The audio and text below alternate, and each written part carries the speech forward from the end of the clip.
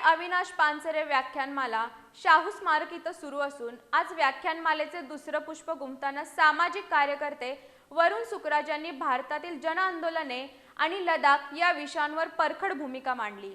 गोविंदराव पानसरे यांनी सत्यासाठी छातीवर गोळ्या झेलल्या, मात्र आज आपण सत्य बोलायलाही घाबरत असल्याची खंत त्यांनी व्यक्त केली। शुद्ध हवा, शुद्ध पाणी यासारख्या मूलभूत प्रश्नांसाठी कॉमन सेन्स आंदोलन उभारण्याची गरज असल्याचं मत त्यांनी अधोरेखित केलं। कार्यक्रमाच्या अध्यक्षस्थानी डॉक्टर श्रीराम पवार होते।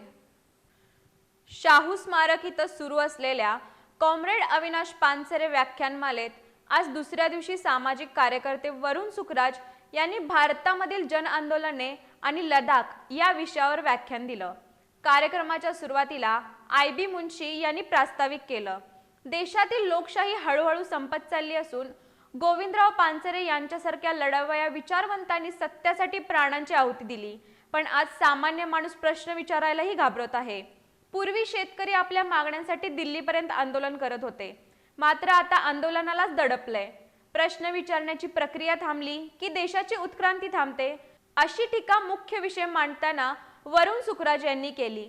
पाणी प्रदूषण, हवा प्रदूषण यासारख्या गंभीर प्रश्नांसाठी सामान्य नागरिकांनी कॉमन सेन्स आंदोलन उभारण्याची गरज असल्याचं त्यांनी सांगितलं। कार्यक्रमाच्या अध्यक्षीय मनोगतात डॉक्टर श्रीराम पवार यांनी विचार मांडले, तर संजय सुर्वे यांनी आभार मानले। यावेळी सूर्यकांत कर्णिक, SP पाटील, चिंतामणी मगदूम यांच्यासह अनेक नागरिक उपस्थित होते।